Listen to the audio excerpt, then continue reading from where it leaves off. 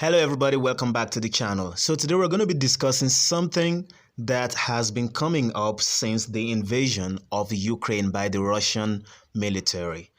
Now, there are some people that have come up with a theory that Vladimir Putin is just a crazy person that decided that he was going to take over Ukraine for no reason.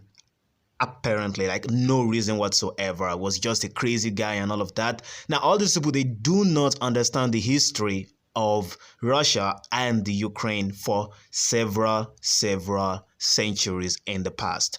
Now, Russia and Ukraine used to be together under the Russian Empire over 100 years ago, and in fact, into several centuries into the past under the Tsar regime.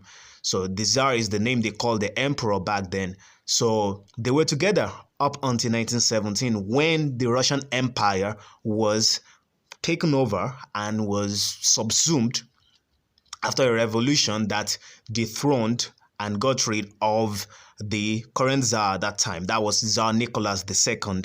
So that was what is called, that's what is called the October Revolution. So the communists, they were called Bolsheviks that time. So they were basically socialists, that the most prominent version of the socialists in Russia then that took over the power in Russia. They were called the Bolsheviks and eventually, made everything called communist, whatever. So now back in those days, the two countries were essentially under a united flag. They were essentially under a united empire at that moment. And many other nations in the world that are in Eastern Europe were actually part of that empire also. Like Georgia. Georgia was part of the empire. Georgia is an independent state, but Georgia is part of the empire, or was part of that empire. And some other nations like that have gotten independence after the fall of the Soviet Union.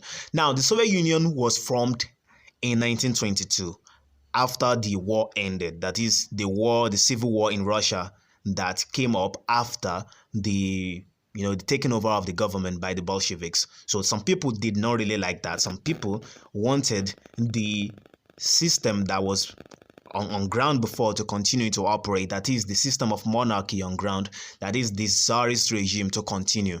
So that's what some people wanted. So those were called the whites, and then we have the Red Army. Those were the Bolsheviks. So the Bolsheviks were trying to consolidate power in Russia. So in doing that, they established the Soviet Union and every other nation that they could maintain within their sphere of influence that came from the old Russian Empire were incorporated into the Soviet Union. So they were kind of like independent states, but not really independent. So everything together, it's kind of a little bit like in the United Kingdom, where you have Britain. Of course, Britain is even an amalgamation of different countries. But I mean, where you have England, Wales, Scotland, and Northern Ireland. But everything together is called the United Kingdom. So because of that, so it's kind of like a similar situation in the Soviet Union. They were kind of independent states, but not really. Just like England, Scotland, and all these other nations are kind of independent states on some levels, but on some other levels, they are just basically the United Kingdom. So now, going over to the major issue. Some people have come up with the idea that Russia has a certain weapon that is able to destroy the whole world, and that as the West has been trying to frustrate their efforts in taking over Ukraine, or in whatever you might think the military objective is in Ukraine, that as America, the UK, the EU, and basically NATO, generally speaking, has been trying to frustrate the efforts of the Russians in Ukraine. Because, of course, one of the main reasons why Ukraine has been able to hold out this long is because the Americans, especially, have been supplying a lot of weapons to Ukraine to fight the Russian army. Because if there were no help from other nations into Ukraine to help the Ukrainians fight, especially in supplying weapons, Ukraine probably wouldn't be standing today. Maybe Russia would have been able to take over Ukraine. Now, it would still take a long time, relatively speaking, maybe a week or two at most, for the Russian military to take over Ukraine, because the Russian military is It's notoriously lacking in organization, and there's so much corruption and all of that. So it's not well organized. So it would still take some time. But they might have been able to take over Ukraine by now, if not for all the weapons the West has been supplying to Ukraine. So now the argument goes this way, that Russia is threatening that if the West keeps supplying the Ukrainians weapons continually, that they will unleash this, so to speak, doomsday weapon on the world, and it's going to destroy the world. That is very ludicrous. I understand a lot of people in Nigeria actually think that way, that there is some sort of weapon out there that can destroy the world.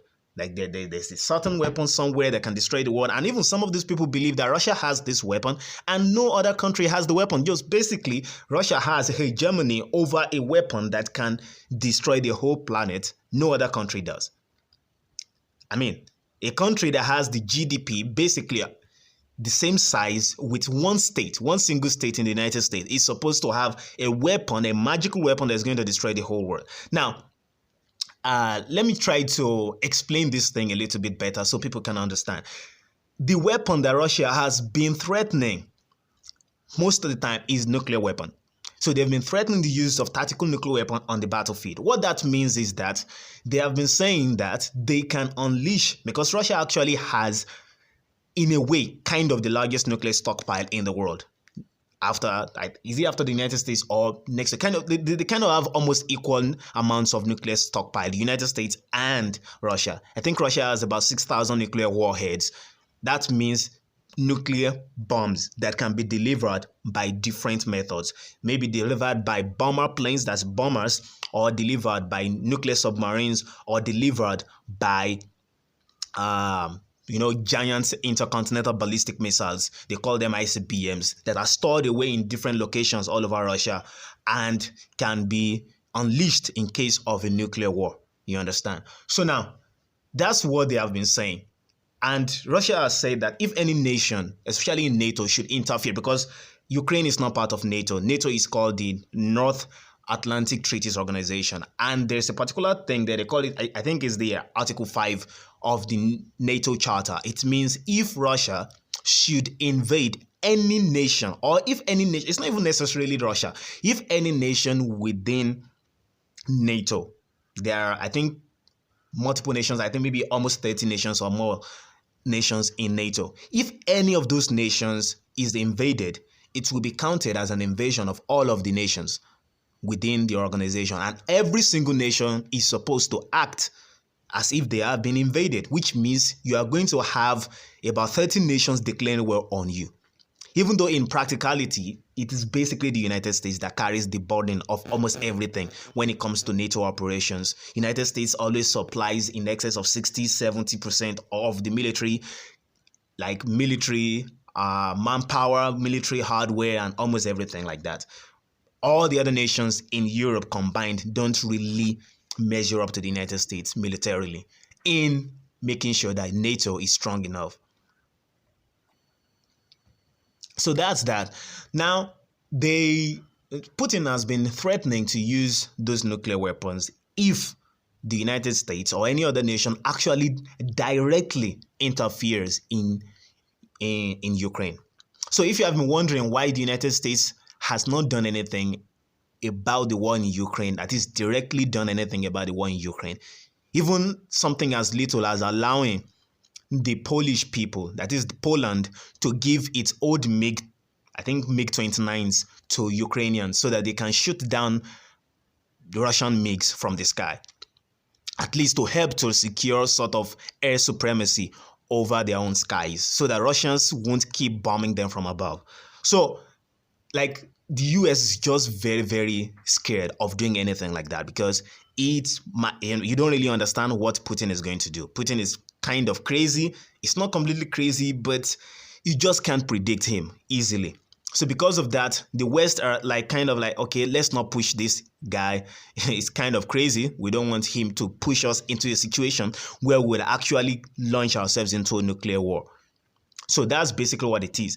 But the other one that people are talking about is that they say that there's a particular type of missile, that the missile is so powerful, if it is unleashed and if it is launched, it's going to destroy the whole world. And then the Russians are threatening that they are going to do that and all of that. That is not true. What they're talking about is called hypersonic missiles. Now, hypersonic missiles are missiles that are very, very, very fast. They are faster than what your average or your typical missile defense systems can protect.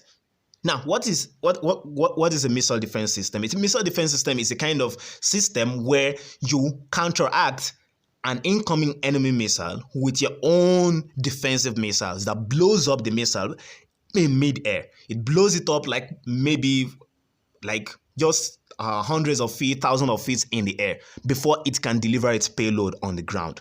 So that's basically what it's kind of like. You are deactivating the missile before it can reach its target. So that's basically what missile defense systems do. But this kind of missile is so freaking fast that there is no way for your missiles that you're using in defense to counteract it. It is way too fast for it to be intercepted. They call it interception. It is way too fast to be intercepted by regular missile defense systems or by maybe a jet shooting it down or whatever like that. So that's basically what it is. It's almost a way of attacking your enemies without any real defenses for them. So that is why there's a lot of complaints and a lot of media around the hypersonic missiles. It does not mean that the hypersonic missile is a separate type of weapon that can destroy the world or anything like that. That is not true. The hypersonic missile itself can carry different types of payloads. It might carry a regular type of nuclear weapon. It can carry just conventional bombs also. So just regular bombs can be used. I mean, this missile, there are reports that this missile has already been used in Ukraine, at least in one operation by the Russians. The war did not end. You get it? The war did not end. Russians have used these missiles already. It did not end. The only thing that can make things closer to a nuclear Armageddon is if they use nuclear weapons with the missiles. And they will not do that because they know that if they do that, it might cause other nations that have nuclear weapons to retaliate. And they would simply be, killing themselves. That's basically what it is. They will simply be committing suicide. Putin does not want to commit suicide. What he wants is to gain as much territory of Ukraine as he can.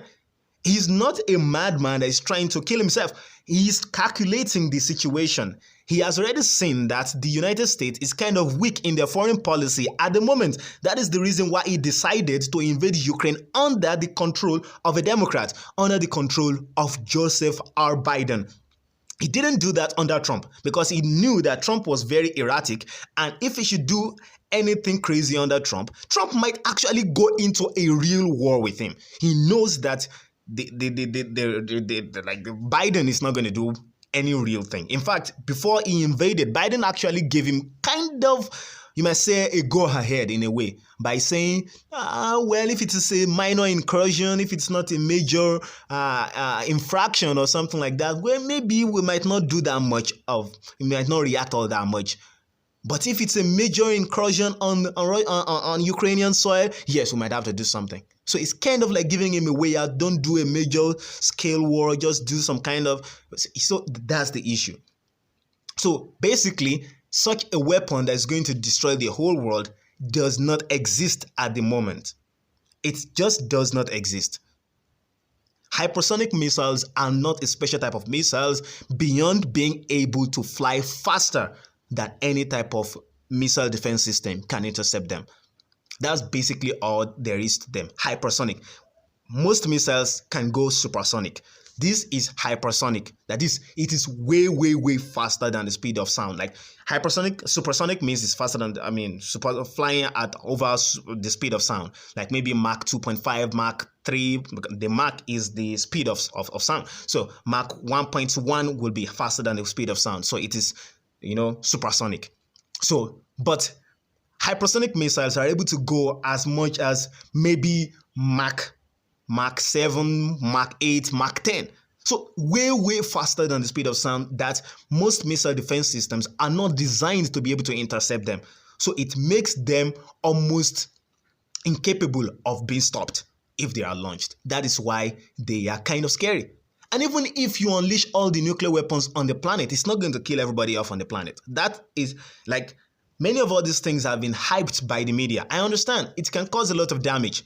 Some of the damage might be genetic damage. I mean, to the human genome and all of that. Most people will have a lot of genetic mutations and stuff like that from the fallout of the nuclear war and all of those things like that. There might be a lot of famine and stuff because of the nuclear winter. The sun might be blocked out for like half a year or maybe even a whole year or whatever like that. Even if you launch all the nuclear weapons on the planet, this is not going to destroy every life on the planet. People are going to adapt to it. That's basically what it is. In fact, if you want to say that maybe a doomsday weapon, what is closest to a doomsday weapon would be if you unleash a very, very potent virus. Like a very, very potent, like killing virus. And even that is going to be it's not going to be all that easy to work on the entire population, because the propagation of a virus is kind of inversely proportional to how it kills. So if a virus kills off its host very quickly, it is less likely for that virus to keep spreading because it might have killed off its host before the host is able to give the disease to the next person. So you understand? So even with biological weapons or chemical weapons, it is still very, very difficult for you to say you have a weapon that is able to wipe out the whole planet. And this takes me to another issue that was very popular in the old days before Osama bin Laden was killed. This whole idea of somebody's trying to destroy the whole world has been very, very popular in the past. And it's just a resurgence of that same idea, especially in this country. There's nobody sitting around somewhere and deciding to destroy the whole planet. Just think about it for a second. Logically, it doesn't make any sense. Think about it. If you're going to destroy the whole planet, it means you're going to be destroying yourself too. What are you fighting for? What are you actually fighting for? I mean, apart from nuclear, like people that are suicide bombers or whatever like that, and Osama himself was not a suicide bomber. You should just know that. He sent people out on suicide missions under Al-Qaeda, but he himself was not that. He never did that to himself. He had his own family. He had the money and all sorts of stuff like that to keep himself being fed. He lived well into his old age before he was killed. So he wasn't trying to get himself killed unnecessarily. So you should know that. So that's not the kind of person he was. And then back then in the old days, I would hear people saying that, oh, Osama bin Laden, who is Osama bin Laden? He was this kind of person that's trying to destroy the whole world. He's angry, he wants to destroy the whole world. I'm like, how is it going to destroy the world? And people talk about nuclear weapons, maybe he would use atomic bomb and stuff. And then there is a lot of misconception about the atomic bomb also. The atomic bomb is not necessarily about inhaling. It's actually a real freaking bomb. It is a bomb. It's not called a bomb for no reason. It is called it's an actual bomb. There is an explosion that happens when you detonate an atomic bomb or when you detonate any type of nuclear bomb, whether it's nuclear fission or it's nuclear fusion, which is hydrogen bomb. Any type of bomb that you detonate, nuclear or not, it causes an explosion, blast wave. Like actually people dying of serious heat injuries, like serious injuries, people being incinerated by fire. That's what I'm talking about. It is later that you might have some fallout, some nuclear fallouts that might involve a little bit of inhaling. Not all that, because it's not really chemical weapons. The inhaling is not all that much what it is. It's more of if the air around that area has been irradiated. So that's already getting a little bit esoteric. But what I'm saying is that it's not so much about inhaling and it's not like a gas. It's not like poison gas that you release all around. That's a misconception of what atom bomb is. So it is basically an explosion. Then there is a fallout of materials that are radioactive, and those materials can cause a lot of mutation and kill people by nuclear. It's basically poisoning, you understand? So it's kind of like radiation poisoning. So that's what it is. Those are the two ways that the nuclear bombs actually kill. I mean, the bomb dropped on Hiroshima killed about 70,000 people instantly. Like it incinerated 70,000 people. If you look at the picture of Hiroshima, like the whole city was leveled, completely leveled. That's not some gas. That's not like gas just spreading all around and you inhale the gas and die. This is a massive explosion, like a serious massive explosion that even the plane dropping the bomb might get caught up in the explosion. That's what I'm trying to talk about. It's a very, very powerful explosion. An explosion that the explosive power is so powerful that it is brighter than the sun when it explodes, and you're able to see, like, you can't just even look at it with your bare eyes.